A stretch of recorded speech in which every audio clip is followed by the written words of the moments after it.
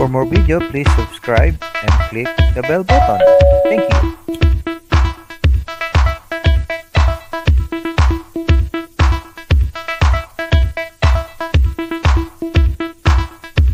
Hello guys, si Jerby na naman to sa DIY and Anything. May i-share lang ako na madali ang trabaho, yung ginawa kong aircon. So medyo inedit ko na lang yung video. Sana magustuhan nyo.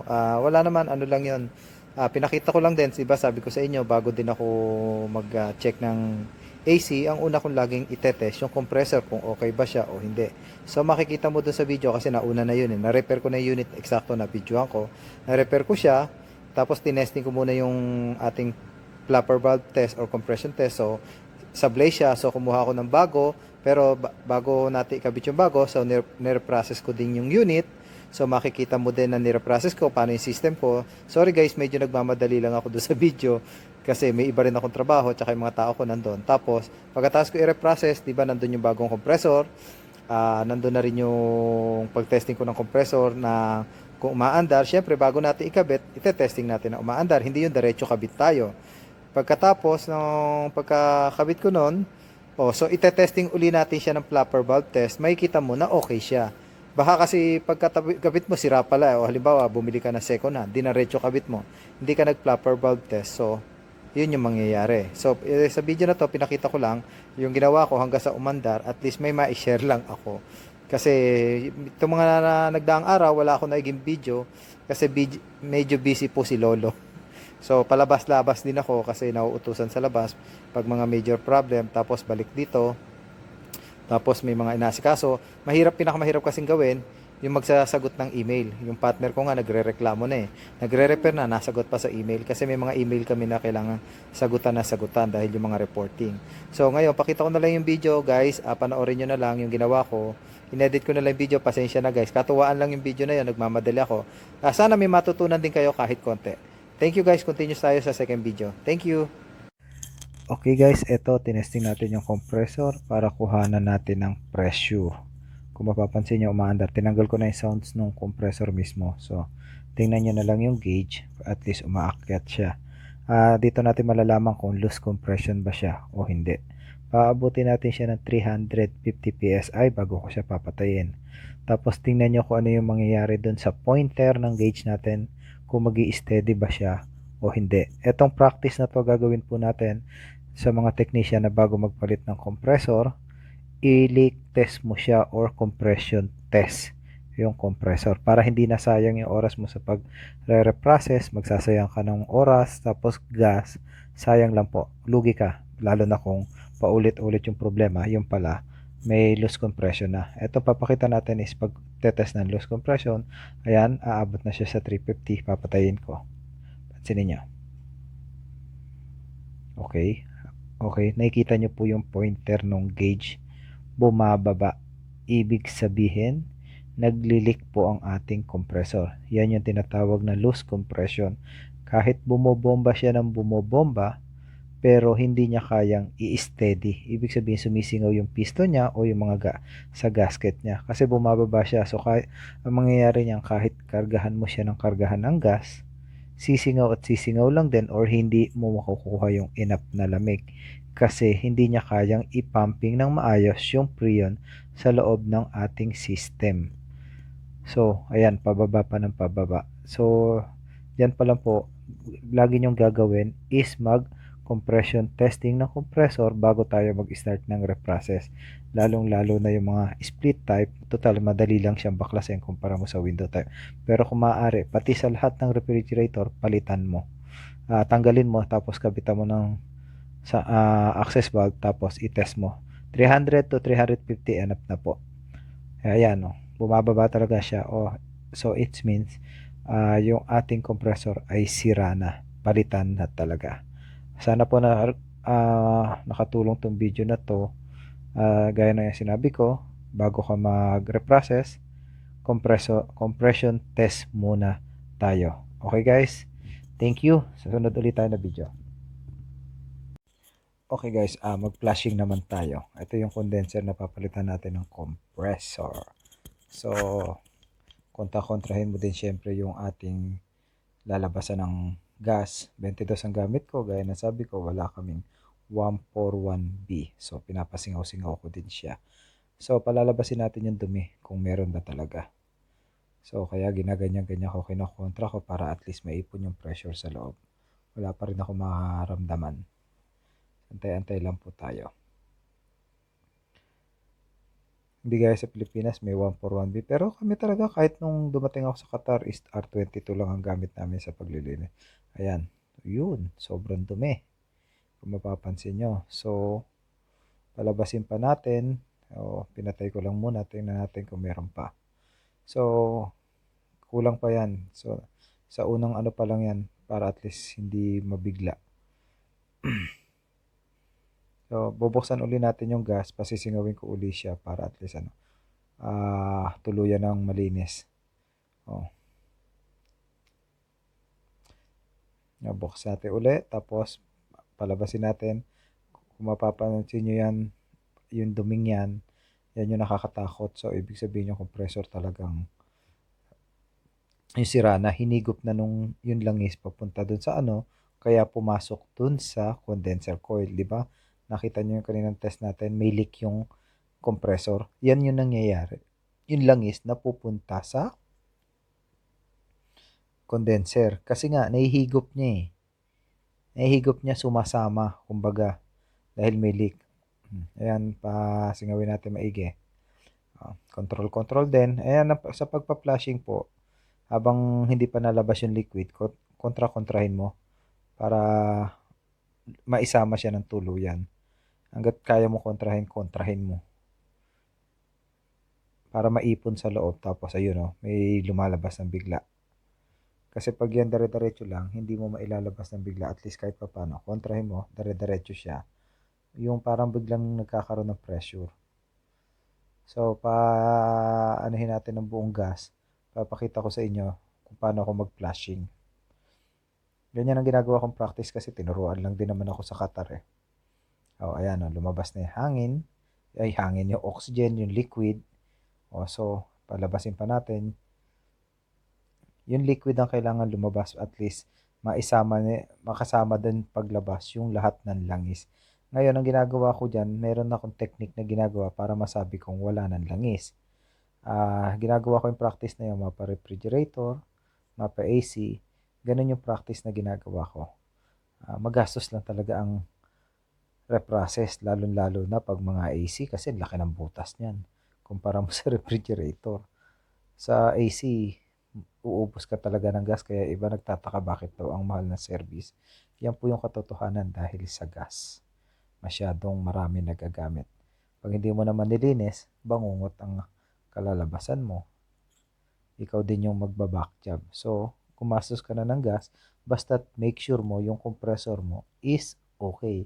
Kasi baka naman nagre-process ka, nag-cleaning ka, tapos yung compressor mo pala, hindi. Sayang.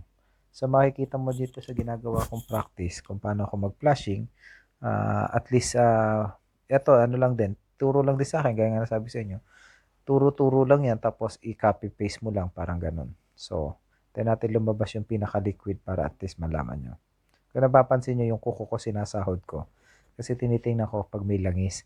Pag yung kuko ko nababasa pa, ibig sabihin may langis pa na naiipon. Hindi pa siya tuluyang malinis. Ngayon, pagka lumabas na yung liquid, isahod mo uli yung kuko mo. Wala kasi akong papel kuko lang. Sahod mo, ayan, may langis pa ako na ngayon pag sa liquid, pag sinahod mo yung kuko mo at natuyo yung kuko, yung parang liquid niya natuyo, ibig sabihin wala na siyang langis. Pero pag nabasa yun, may langis pa. Ayan, pansinin nyo. Diba kanina unang buga, ayan, natutuyo na. Sahod mo lang. Walang langis, diba? Ibig sabihin, malinis na yung system mo. Pwede mo nang patayin yung ating gas para hindi naman maubos. Tapos, patay mo muna para wala ka na maikarga sa susunod. Susunod natin nitrogen. So, yung practice na to pwede mong gawin sa refrigerator. Ganyan din ginagawa ko. Pinapasingaw ko yung liquid tapos ganun na. Kuko na lang. Ito yung nitrogen para at least matanggal pa kung ano pa yung naiwan sa loob. So, makakatulong ang nitrogen. Pero pag gamit mo naman R22 tapos R22 din yung unit, mas makakatipid ka kahit wala kang nitrogen. Baliktarin mo lang yung tangke, 'di ba? Hangin naman 'yun. Yung air niya, yung kasi pag binaliktad mo liquid. So baliktarin mo lang yung tangke para yung air niya kahit papaano. Hindi ka na kung wala kang nitrogen na naka-ready din sa lugar mo kasi hindi mo na naman mabibitbit yung nitrogen. So yan na lang din ang gamitin mo. Yung mismong prion na hawak mo. Ayan. Kasi nitrogen gamit ko. So tinatanggal-tanggal ko na lang. So after nito magkakabit na tayo ng compressor para at least papakita ko rin naman sa inyo yung good compressor na ikakabit natin na yung tinatawag natin compression test o flapper valve test. Okay guys, thank you. Guys, ayun, nakakuha na ako ng compressor na ipapalit ko dun sa tinesting natin na pinakita ko na tawag nito, loose compression. Loose compression siya, so pinakita ko ngayon, pinapakabit ko na lang sa tao para at least magkaroon ng kayo na idea. Pag yung bago naman, makikita nyo wala siyang leak. Kaya ite-testing natin yung difference ng may leak at saka yung tinatawag na loose compression at saka yung bago. Makikita mo yung sa loose compression, bababa yung gauge. Dun sa tawag nito sa bago, hindi bababa yung pointer ng gauge natin. So kumuha ko ng compressor, ayun, binibitbit, medyo mabigat kasi doon pa sa dulo. So ite-testing din natin yung compressor bago natin kabit. Tapos dun sa, di ba, naglinis tayo ng R22. Sabi ko nga sa inyo, wala kaming 141B dito. So ang ginagamit ko, R22. Ngayon, kung napansin nyo kanina, habang nagpa-flashing, sinusuot-suot ko yung kamay, daliri ko, yung kuko. Kasi sinasalo ko, pag yung kuko ko nabasa ng liquid ng gas at natuyo kagad, ibig sabihin wala na siyang langis.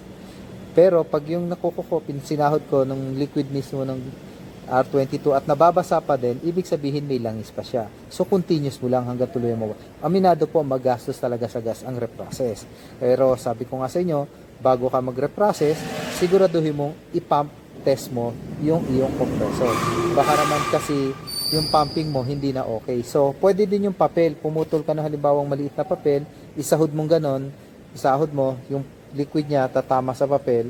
Pag nakita mo yung papel na parang may langis, so, continuous mo. Tapos, isahod mo ulit, pumunit ka ulit ng papel, isahod mo. Pag nakita mo yung liquid niya tumama doon, kasi magiging parang may yellow yun eh. So, hindi ko lang napakita sa inyo eh. Kasi nga, nagmamadali nga ako dahil nga sabi ko sa inyo sa trabaho ko eh. Pag nakita mo yung papel at natuyo kagad yung liquid niya, okay na po yun. Ibig sabihin, malinis na yung system mo. Okay po, yun yung isa sa mga tip. Pero kuko na nga lang kasi minsan walang papel sa tabi mo. Kuko ginagamit ko, turo lang din sa akin yun. Isahod mo yung kuko mo, pag napatakan ng langis yan, hindi pa malinis yung system. Mapa refrigerator, mapa aircon. Bakit R22 din ang ginagamit ko sa refrigerator? Kasi nga, wala kami 141B. Noong nakaraan, 22. Palabasin mo yung liquid. Tapos, pasukan mo ng nitrogen para mailabas yung liquid ng R22. Sa refrigeration, since ang ginagamit ng gas ng AC pala, since ginagamit niya is R22, minsan di mo na kailangan ng nitrogen. Depende na lang sa diskarte mo. Ako, hindi ko na siya ginagamitan ng nitrogen. Ang ginagawa ko, babaligtarin ko lang yung gas, yung tangke, di ba, pag para lumabas yung liquid. So, babaliktarin mo other side, palalabasin mo hangin, para lang lumabas pa yung mga natitira-tirang kung ano man yun nandun sa loob. Okay, so kahit hindi mo kailangan ng nitrogen, pag aircon, yun ang ano na. Pero, ang advice ko, lagi po, pag kayo nagpalit ng compressor, i-verify mo rin yung capillary tube mo. Tanggalin mo siya. I-testing mo kung maayos ang buga, kung maaari. Bukod doon sa nabugahan mo yung evaporator, tanggalin mo yung capillary tube mo, bugahan mo din siya ng gas. Kasi iba talaga yun eh, dahil maliit ang tubo nun. Ako nga, pinapalitan ko pag window type.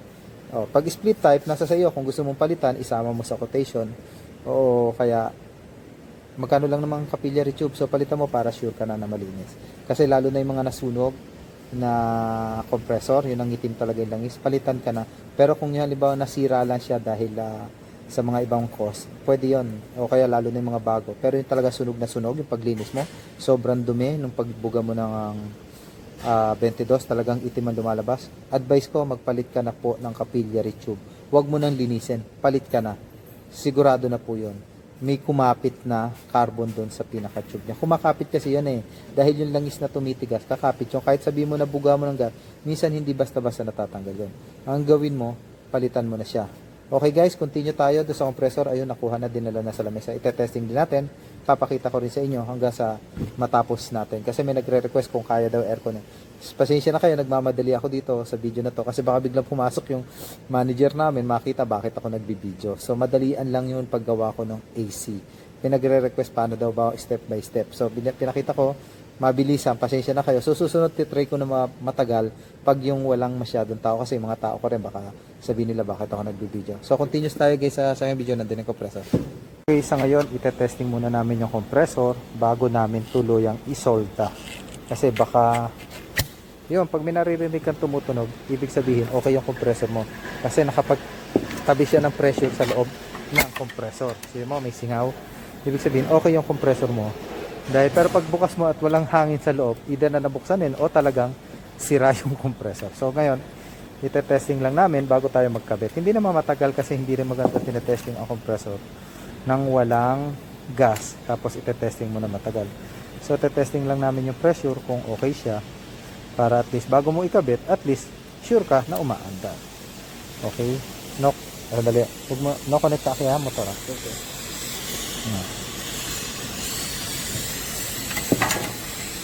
May problema ba?